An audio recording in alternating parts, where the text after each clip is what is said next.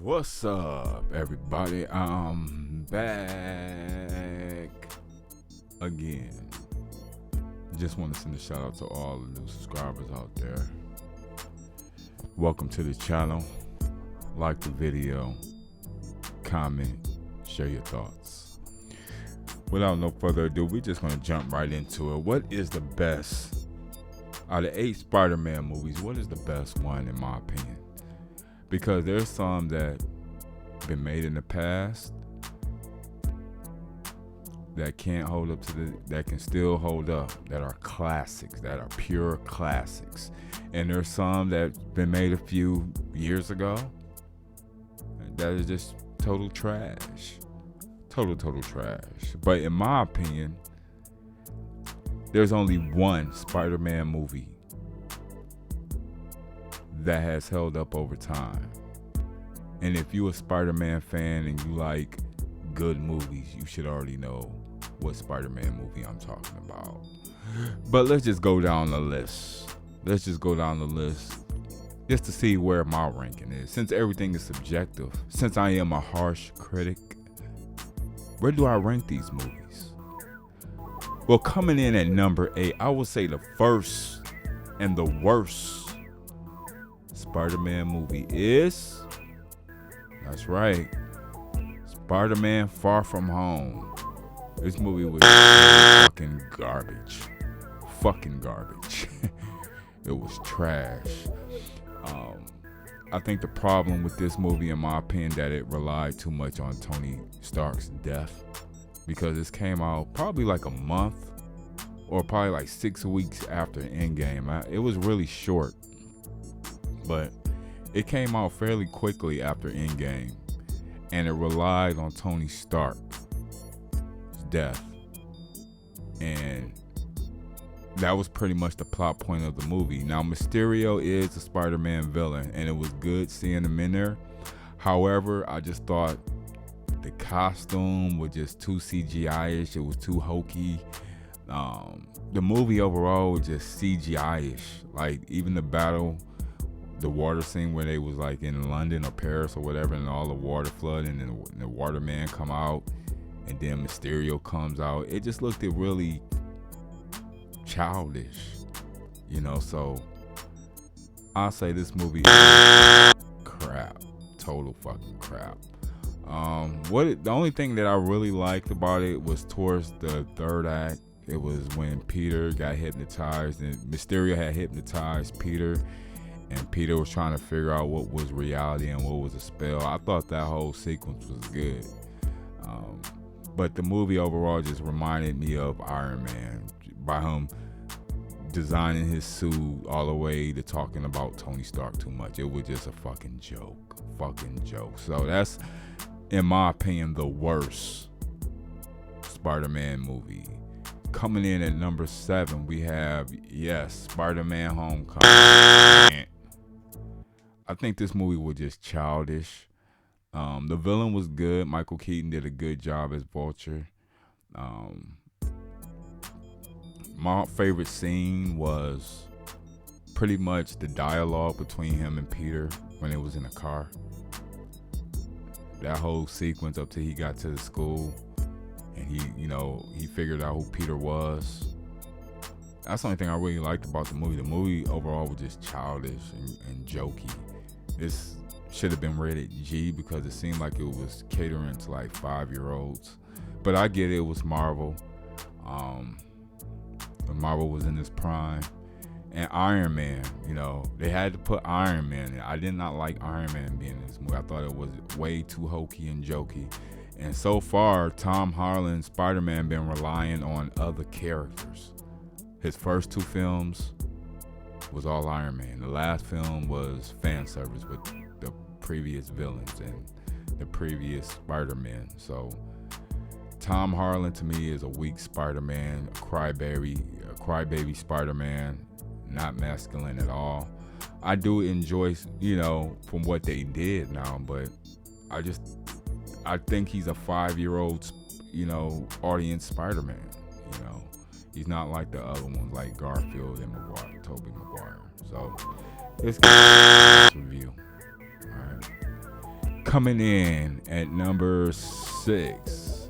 Yes, I would say, even though I don't like Tom Holland, this was probably the best out the series just because of the villains and the Spider-Man. Like I said, Tom Holland, he can't hold the movie on his own. You know, it's either the first two was Iron Man, and this is Doctor Strange, and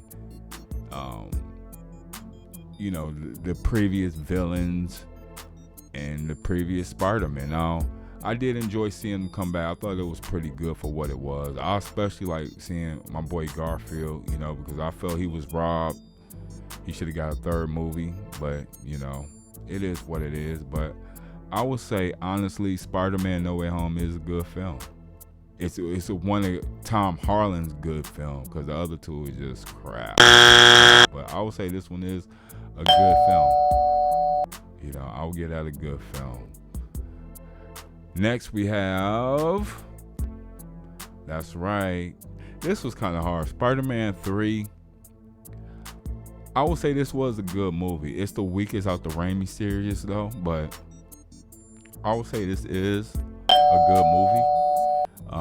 It is kind of boring, but it ties up a lot of loose ends with Peter and Henry. That's what I like, and Mary Jane. A lot of loose ends is all tied up, you know. And I thought, you know, the Venom, you know, him with the Venom was cool, but it didn't really impress me like that. And the Sandman, that was cool, but I think this movie did a better job of just tying up loose ends with Peter and Henry's friendship. You know, I thought that was really good. So this is a good review. Spider-Man 3. All right, coming in at number 4, we have The Amazing Spider-Man 2. And I would say, as much as I love Garfield, I would say this was for a lot of reasons. The movie had a lot of things going on with it. It had a lot of subplots. It had him dealing with Rhino, 2 Green Goblins, and Jamie Foxx, Electro, and then his relationship with Gwen Stacy. You know, as far as him interacting, you know, making his promise to her dad after he died. But the thing had too much going on. It had potential. I really wanted to like this film. It had some good action sequences, especially like the third act.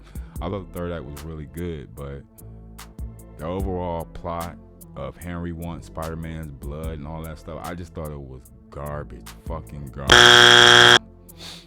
Some things that I do like, I like the opening scene where it starts out of him in the sky and he's webbing throughout the city to stop Rhino. I thought that was really good in the beginning, the opening act. I thought that was pretty decent, but the overall film was garbage. Another thing I didn't like that suit. It seemed, I know what they was going for. They didn't want the dark and edgy Spider-Man like they had in the Amazing Spider-Man. But the body of the suit was cool. It was just the face part, like the eyes, they looked it too big. It was just something off with the eyes. They looked it too like bubbly and they looked it too big. I definitely didn't like the suit, but I definitely like Andrew Garfield acting in this movie. I think he did a good job in the third act when, you know, when Gwen died. I thought he did real good acting there. You can see the regret in his face, and I also think he did a good redemption when he did in Spider-Man No Way Home when he caught MJ. So, but overall, this movie had much potential. I think the problem with this movie in particular was the script and it just had too much stuff in it. You know, I wish they would have just focused on one solid story, but it was just too much shit going on in this movie. But, you know, I would love to see a Spider-Man 3 though. That's probably why I ain't never get a third one, is because they wanted to change Spider-Man, you know, and the MCU was blowing up at the time. So I would still love to see an Amazing Spider-Man 3, you know, or Spider-Man 4 with Tobey Maguire, because the whole origin story and stuff like that it's just getting kind of lame at this point. You know, let's just stick with the ones that we got. But yeah, That's Spider-Man. Coming in at number 3 is The Amazing Spider-Man. Yes, I think this is a good one. At this time, what was it, 2012, 2013, they was going for a more edgier, more realistic approach. It seemed like they were trying to copy Zack Snyder's style with the Man of Steel and the Christopher Nolan's Batverse. They tried to go with a more edgier, realistic approach, and it worked. I think it worked. I think the CGI was kind of bad with the lizard, but other than that, I think the movie was a more darker tone. I definitely like that suit. I wish they never changed that suit, man. I wish they would have probably upgraded a little bit, but the suit had that basketball texture, or that Man of Steel suit texture. They call it like the basketball texture because it looks like a basketball. But I think the suit was on point. I think this movie was a good job of introducing Andrew Garfield as the new Spider-Man. It was a little bit more darker, especially in the third act where he's like surrounded by the police and they shoot him in the foot. I think this movie was good. It does have a little issues, but for a new approach, a more realistic, darker take, I think it did a good job. I just wish they would have followed it up correctly in The Amazing Spider-Man 2. Other than that, I thought it was a good film. Coming in at number 2, yes, it's the original Spider-Man. Now, this came out during a tragic time in U.S. history. They actually delayed. I remember them delaying this movie for a couple months because the country was still healing after the terrorist attacks, and they just didn't want New York being on the big screen at the moment. Like, the country was really, we was in like a bad state. I remember I was a teenager back then, and damn, that was a while ago. But I remember this movie was delayed. Now, I didn't get to see this in theaters. I actually seen it on VCR, to all you who know what that was. We rented it at Blockbusters, but overall, I think this movie did a good-ass job of bringing a realistic Spider-Man approach. It still holds up good. Tobey Maguire sold the role. William Dafoe did a good job as the Green Goblin, showing his origin story. I think he did a good-ass job, a real good-ass job. So, this Spider-Man will always be a part of history because of the fact that the country had just got attacked, and it was a bad time, during the early 2001. It was really bad, but this was a good Spider-Man movie. Coming in at the number 1, the most dominant, the most best Spider-Man movie today is Spider-Man 2. Everything about this movie was great. The suit was great. The suit was probably the best suit in the Spider-Man franchise. Very menacing. The cinematography was good. The fight scenes was good. The choreography was good. Dr. Ock was terrifying, believable, savage. I would say this is probably the best Spider-Man movie to date, and it hasn't been topped.